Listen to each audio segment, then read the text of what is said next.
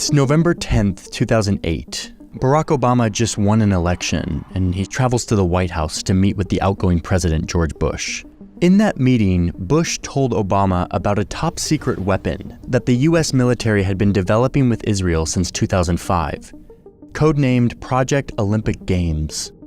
This weapon was intended to hit one of Iran's most fortified nuclear facilities, buried deep underground, where centrifuges spin uranium to enrich it for use as energy or, with enough spinning, to be used in a nuclear weapon.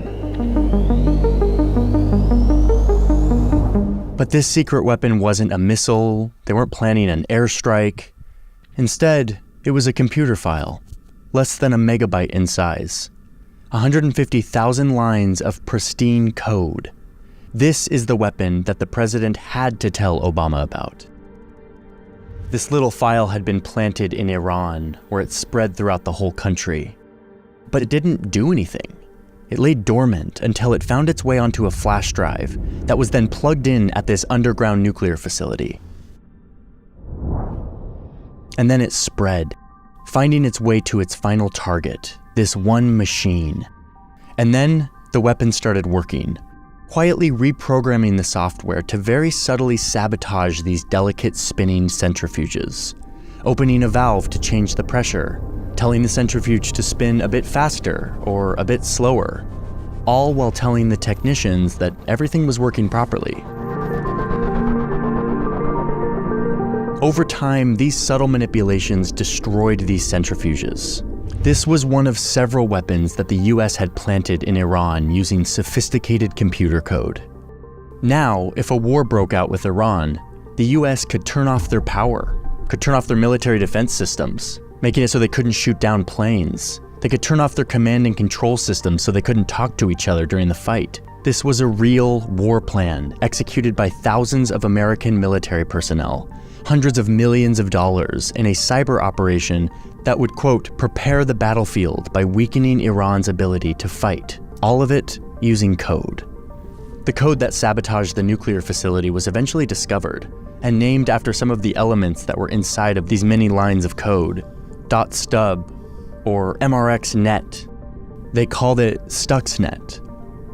Now, this weapon did slow down Iran's progress at first, but it didn't stop them.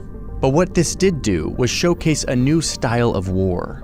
The use of quiet weapons in the form of a tiny text file that could self-replicate and wreak actual physical damage on an enemy. We call this cyber warfare, and it has become a fixture of modern conflict. Let me show you how it works. We're moving into a new era. People are actually getting killed. Dismantle our communication system. With the click of a button, you can bring down nations to their knees. Before Stuxnet, most cyber warfare was pretty basic. Like in the 80s, you had this situation where an East German hacker broke into some military computers in the US looking for secrets for the FSB, which was like the Soviet spy agency. Or more recently, like in 2007, where Russian hackers attacked a bunch of Estonian websites in the financial, government, and media sectors, shutting them down as retaliation against Estonia deciding to relocate a Soviet monument. These were cyber attacks, but they were pretty weak and unsophisticated, especially compared to what was soon to come. So we live in a weird time. Our information is less secure than ever. And now my phone and my email and my physical mailbox are inundated with stuff I don't want to see. I feel like my information is just leaked out to anyone and everyone who wants it. And this, of course, is a part of today's video, but it also has to do with the sponsor of today's video, which is Incogni. Incogni is a platform that allows you to get yourself off of the lists that data brokers use to get your information. It's really cumbersome and time-consuming to go through the process to be taken off of these lists. The companies make it intentionally hard at times. So what you do is you sign up for Incogni and you give them permission to act on your behalf to go out and request that you be taken off of these data broker lists. There's a link in my description. It is incogni.com/Johnny Harris. When you click the link, it helps support the channel. You get 60% off when you sign up for the annual plan. The annual plan allows Incogni to month after month go and strip you off of these lists so that you can retain your privacy over time. So thank you Incogni for sponsoring today's video. With that, let's dive into this deep, complicated, intense, wild story of cyber warfare. The true power of the internet. Powering the internet generation. I got on the internet. We have to remember that in the early 2000s, most of the world wasn't built off of the internet yet. Internet speeds were getting good, software was getting sophisticated, and computers and their software were becoming the foundation to many big invisible industries like shipping, finance, and energy. And crucially, hackers who had grown up on the internet were getting really good at finding vulnerabilities in these systems, breaking into them, learning to exploit them. Now, how those hackers ended up selling their secrets to the US government in the name of making cyber weapons is the next part of the story. But first, a quick word on software. This thing that runs our modern life, that is mostly invisible, but that is endlessly important. That ensures that you have electricity and that you can access your bank account and do your job. All of this is made possible because of something that looks very simple. Lines and lines of code. They're just basically lists of instructions on how a system should run, what it should do in every circumstance, and who has access to what. But because more and more of the world is run on software, and software contains sensitive information like your social security number or bank account number, whatever, developers build their software like a castle.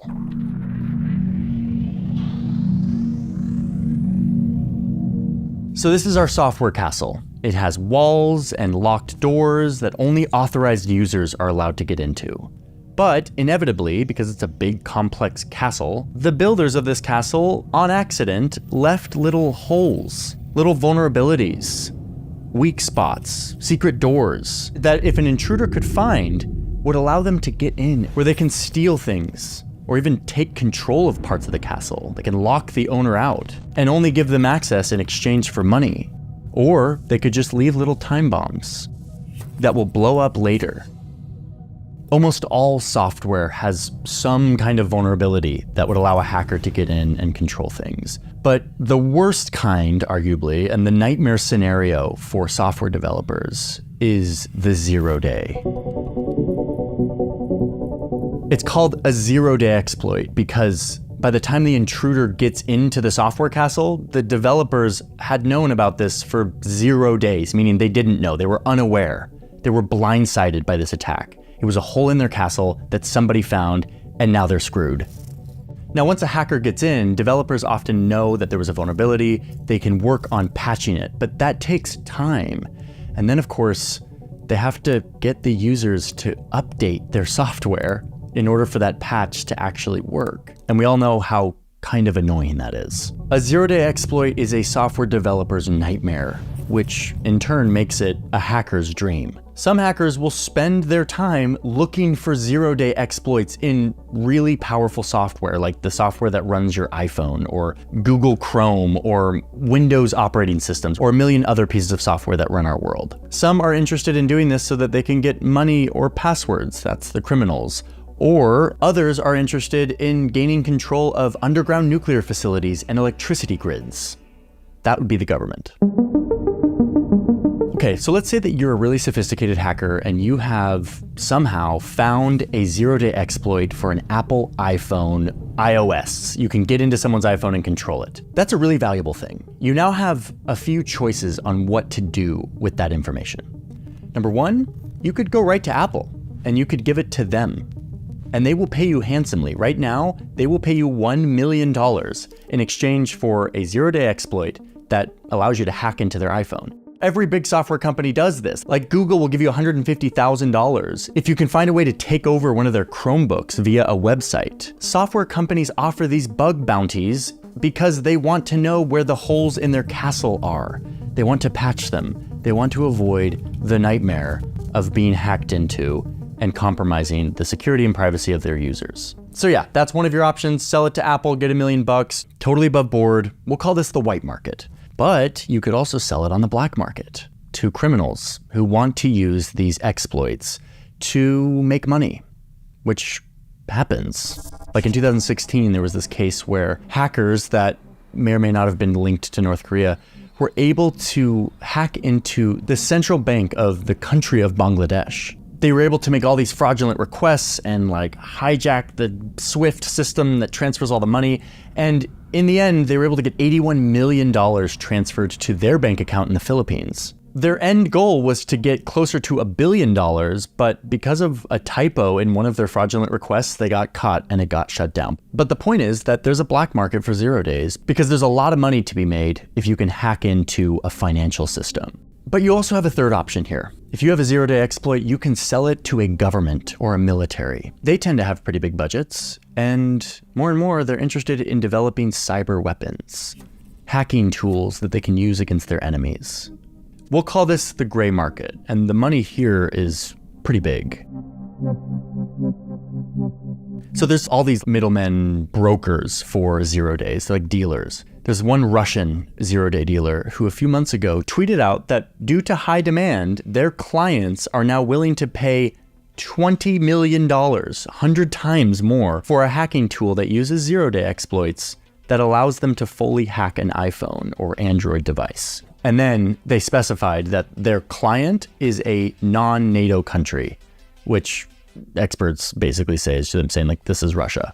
Like our client is Russia. These three markets for 0 days show us just how valuable these little bits of code have become, because they aren't just little bits of code. They are now weapons. They are access to very valuable castles of software. Criminals want them, software companies want them, but more and more governments want them.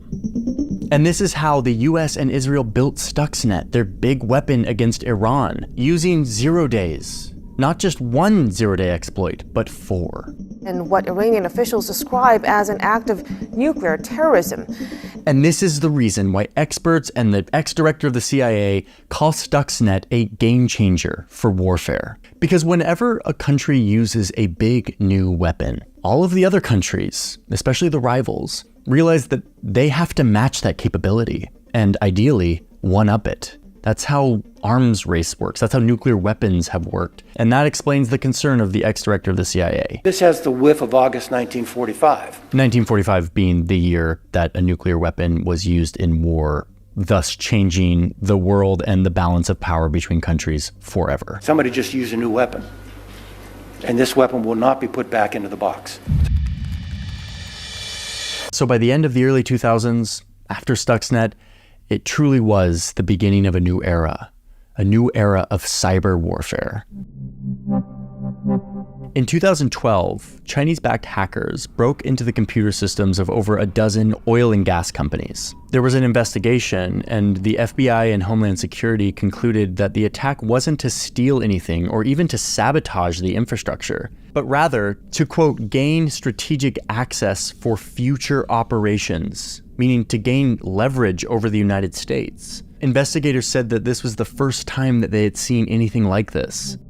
That same year, an Iranian hacker group attacked Saudi Arabia, Iran's enemy, using a cyber weapon that is kind of like a digital bomb. It was a virus called Shamoon, and it got into the computers of Saudi Arabia's state oil company, wiping their hard drives clean. This thing spread across the company's networks, ultimately wiping data from tens of thousands of computers and rendering them totally inoperable, a huge blow to the company. In 2015, a huge cyber attack occurred when the Russian hacking group Sandworm shut off the power to 250,000 Ukrainians by gaining control of the computers that ran the power stations. This is actual footage of them remotely controlling these stations' computers. They used a piece of automated malware to do that, which is a sign that they will probably want to use that again. That looked like a kind of practice round to develop a capability that they wanted to have to use globally. This set a new precedent. People theoretically knew that cyber weapons could be used against electricity grids, which is like the lifeblood of our economy and society, but it hadn't actually happened until this 2015 attack. These are just a few examples, but they're examples that show how cyber weapons became employed in a war context between countries. It wasn't just hackers trying to steal money. It was countries trying to hurt their enemy, trying to demonstrate their capabilities to deter their enemy, to let them know that they have power over them. A tool of war, of national power. And indeed, in 2010, the US acknowledged this very overtly by adding the US Cyber Command as a new department to the military. Cyber war was here, and it was here to stay. Today, we face threats that have increased in sophistication, magnitude, intensity, volume, and velocity. But here's what's crazy is that these aren't weapons. These aren't like missiles where a country has a monopoly over buying and using them. Cyber weapons are just bits of code. They're text files that are really small and easy to transfer around. So what happens when a cyber weapon developed by a military gets into the hands of everyone and they can use it however they want? Well, that's exactly what happened in 2016. The DNC has called the FBI after a deleting attempt to hack into voter databases. During the 2016 presidential election, the US was hit with a barrage of cyber attacks. This included the hacking of emails of the Democratic Party, a misinformation campaign on social media, and even an attempted hack of voter registration databases in several states. American intelligence agencies came together, they investigated, and they concluded that this was Russia. It was Russian hackers that were supported and directed by the Russian government itself. And the goal was to sabotage the American electoral system. The Russians were responsible for hacking the DNC. This was like a frenzy here in the United States. Like everyone was talking about it. It was a huge deal. But in the middle of all of this, a post quietly appears on GitHub from a user by the name of the Shadow Brokers. This was a few months before the election. It was a tense time for a lot of reasons. They claimed that they had super powerful cyber weapons from the American government's most elite cyber war group, the ones who created Stuxnet, and that they would sell these hacking weapons to the highest bidder. They would take their bids in Bitcoin. They released a few pretty impressive samples that actually looked pretty legitimate. They released an encrypted file that said contained more hacking weapons, but you needed the password for it. But they held onto it, posting every once in a while with a trickle of more information and honestly, a lot of like bizarre rants on American hypocrisy and broken English that felt kind of intentional and caricatured. They didn't end up getting very much money and it all looked fairly ridiculous. But then out of nowhere came this post. Last week, the Shadow Brokers be trying to help peoples. This week, the Shadow Brokers be thinking, f*** peoples. They were getting pretty spicy, and indeed, they released this password, this weird password that they said was the password to that encrypted file that they had posted earlier. And when you put that password in the encrypted file, you discover that it is exactly what the Shadow Brokers said it was. 67 files that comprised some of the most sophisticated and dangerous cyber weapons that the NSA had ever created. And among them, the most powerful of the bunch, a tool called Eternal Blue, which allowed hackers to break into and control the Windows operating system, which is what most computers in this world use. Eternal Blue was like an open door. Back to our castle analogy, this was like a door into millions of castles, and the power to spy inside of the castle, to unlock any door, to steal the contents of the castle, to disrupt and break and destroy whatever you wanted inside of the castle, to lock people out of their own castle. Yeah, I mean, this was like a sophisticated military weapon that had just been duplicated and sent to anyone who had an internet connection. And what it meant was that the Shadow Brokers, in all of their like caricatured broken English, were actually legit. They had hacked in to our national security agency, our secret spy agency, and stolen the cyber weapons and sent them out to the entire world. Not just to other governments, but to anyone. So who are these Shadow Brokers and how did they do this? The answer, and the kind of scary thing about cyber war, is that we don't totally know. Experts think that Russia did this to send a very clear signal to the NSA and to the United States at large that, hey, we can do this. We have the power to break into your biggest secrets, and we will release them if we want to. So now, after 2016, we enter a new era of cyber warfare. Stuxnet was a big turning point. The Shadow Brokers and Eternal Blue is our next turning point. From here on, you see a new genre of more sophisticated, more powerful cyber attacks. Barely a month after the NSA's secret weapons leak out by the shadow brokers, a North Korean-linked hacking group uses them to deploy a virus that spreads to nearly every country on Earth within hours, locking up hundreds of thousands of computers, making them unusable, which halted hospital equipment, police departments, governments, and railways in over 150 countries. You're sitting there on your computer and this pops up, saying that your files are locked and that you can get them back, but, quote, you have not so enough time, close quote, and that, quote, you need to pay $300 worth of Bitcoin to do so. Malicious software has been taking computers hostage in an unprecedented worldwide outbreak. This is called ransomware. Basically, you ransom the computer files and you have to pay. This happened in a matter of hours. It was only stopped because a 22-year-old researcher accidentally activated a kill switch baked into the code. So the bigger crisis was kind of diverted. But even still, in just that few hours, as WannaCry was spreading to 150 countries, it caused hundreds of millions of dollars, maybe even billions of dollars of damage and economic loss. This showed us how powerful these NSA weapons could be in the hands of bad actors. And we learned this lesson once again when these same weapons were used by the masters of cyber warfare, Russia. It's the single biggest attack on record. It was June of 2017, the night before Ukraine's Constitution Day, when the Russian hacking group Sandworm deployed an attack that was similar to their 2015 electrical grid attack. But this time, they had the NSA weapons in their hands, so it was a whole new level. This one was called NotPetya. This thing was potent. It spread very quickly, and soon Ukrainians were seeing this scary screen on their computer that literally started with, quote, oops, your important files are encrypted. Perhaps you are busy looking for ways to recover your files, but don't waste your time. Nobody can recover your files without our decryption service. It looked like another ransomware attack, saying that you have to pay $300 worth of Bitcoin in order to get your files released. But meanwhile, it was spreading super fast and wiping everything out in its path. It took down Kiev's mass transit system, airports, hospitals, and it rapidly spread through government agencies. Gas stations and power grids went down, credit cards stopped working, and it shut down almost every ATM machine in the capital. One person who was caught in the middle of this cyber attack described it as, life went very fast from what's new on Facebook to, do I have enough money to buy food for tomorrow?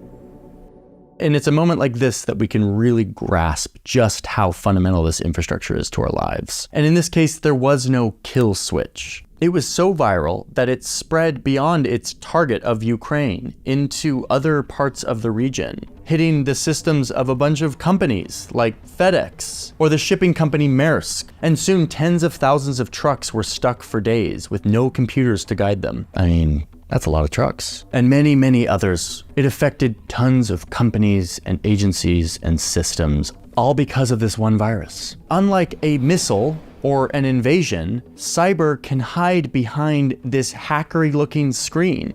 This doesn't look like a state entity. This looks like a hacker doing a ransomware attack so they can make some money in Bitcoin. But that's not what this was. This was a coordinated, sophisticated attack by the Russian government using an American cyber weapon to make it more viral that caused an estimated $10 billion in economic loss and damages. And in the process, really blurring the lines of the rules of war, where usually like, you know what a country did to you and you know how you're supposed to respond, and all of that creates this nice balance of like deterrence. That's kind of the lifeblood of stability in our global order. When you've got these like shadowy, like deniable attacks, it makes it way harder to know how to respond, to whom to respond, and like what's proportional. It just changes our view of conflict, which is why regimes like North Korea or Russia have leaned very heavily on this type of engagement, because as they become more isolated and as their military becomes less effective, this is a way for them to stay relevant, for their enemies to continue to fear them, because cyber is an actual weapon of war now. But let me just say something that is probably not obvious and might be surprising to you here at the end of the video, which is that The biggest threat in the future, the thing that's going to be the biggest part of cyber warfare, isn't going to be these big splashy, like shut down the electrical grid, doomsday scenario situations. Those might happen. Those are real threats. We need to prepare for them. But like any weapon of war, cyber is turning into a weapon that is being deployed subtly, that countries will use to get into the minds of their enemies. Like right now, we could be pretty certain that Russia and China have quietly infiltrated parts of our infrastructure systems. They haven't done anything with that, but they're probably there. At least that's what a lot of analysts and experts think. And that we have probably done the same to them. And that we're all just sitting there with our little time bombs put into our enemy's castle in case we need to use them. And we want our enemy to kind of know that we're there. There's this list that I've been looking at of all of the cyber attacks. CSIS, the think tank that I used to work at, documents these. And I was surprised that I hadn't heard of almost any of them because they're small, but they're frequent. To me, this is the future of cyber warfare. It's not Stuxnet and WannaCry.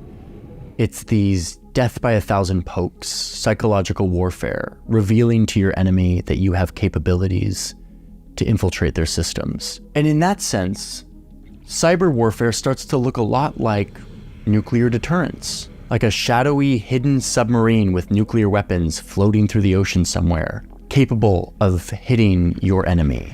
And your enemy knows that. They don't know where it is, but they know that it's there. And any calculation that they make on conflict takes into account that that weapon is there and could be used at any point. This is the weird paradox of war and peace and deterrence. That one of the forces that has kept our world stable and rid of great powers conflict since 1945 has been the fact that we have very powerful weapons all pointed at each other, and therefore we don't use them. Cyber weapons are going the way of that kind of deterrence. Hopefully, they'll never be used in the way that we fear, that the sort of doomsday scenario of like they shut down the electrical grid and they do a full-scale attack.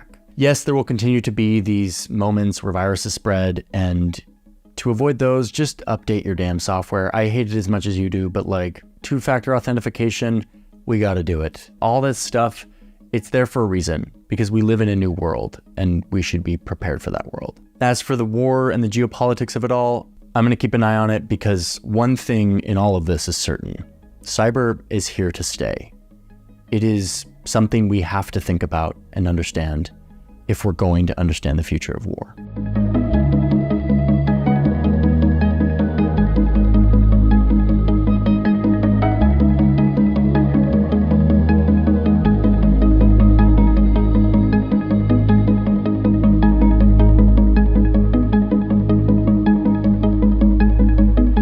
You guys notice that this thing is here? Nick, the studio manager, who's right over there, brought this in and made it amazing. And every time I talk, it moves. And that is just freaking cool. Good job, Nick. Also, Alex, good job to Alex as well, who is the visual producer. I want to say a giant thank you for all of those who are here, and especially those who are a part of the newsroom, which is our Patreon community. We're doing this thing called independent journalism on YouTube, and it is exciting and fun, and it's a lot of work, and it is a lot of meticulous effort. So I'm very grateful for all of those who support monthly over on Patreon. For those who do support over on Patreon, you get access to my scripts. You get this behind the scenes vlog where you get to meet the team. You get to see some behind the scenes action of like what we're up to, including like setting up this set. We like filmed some of this, and like you get to see sort of how it works. You get to meet all of the like creative people who are a part of it.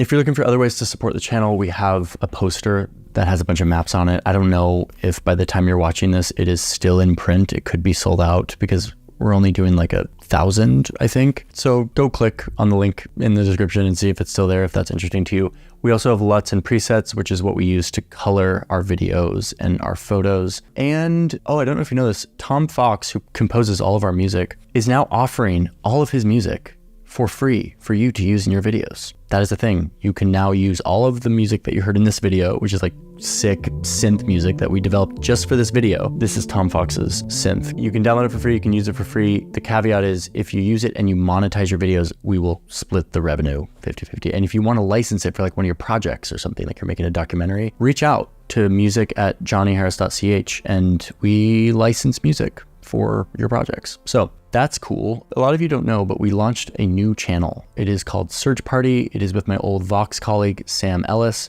who is leading out on building this amazing new like news brand that explains geopolitics as well as global sports, which strangely intersect in more and more ways in our modern world. That is Search Party. It is live now. There's loads of videos you can go check out. They're similar to what I do here, but Sam has his own style, his own approach, very good, concise journalism. So go check that out, go subscribe, support that channel. And I think that's it. So yeah, that's it for me. I guess I should say the thing that is strange. Subscribe to my channel. There's some real psychology around if you're not subscribed to the channel, let me tell you that here it matters. Like the subscriber number really matters. And it means that the video has a better chance of doing well, which is the lifeblood of everything we do here, is like getting this journalism out to as large of an audience as possible. So if you're not subscribed, click the button, and yeah, that's it. That's all I have to say. Thank you all for being here. Thanks for watching. We've got a lot more videos coming up, and I will see you in the next one. Bye.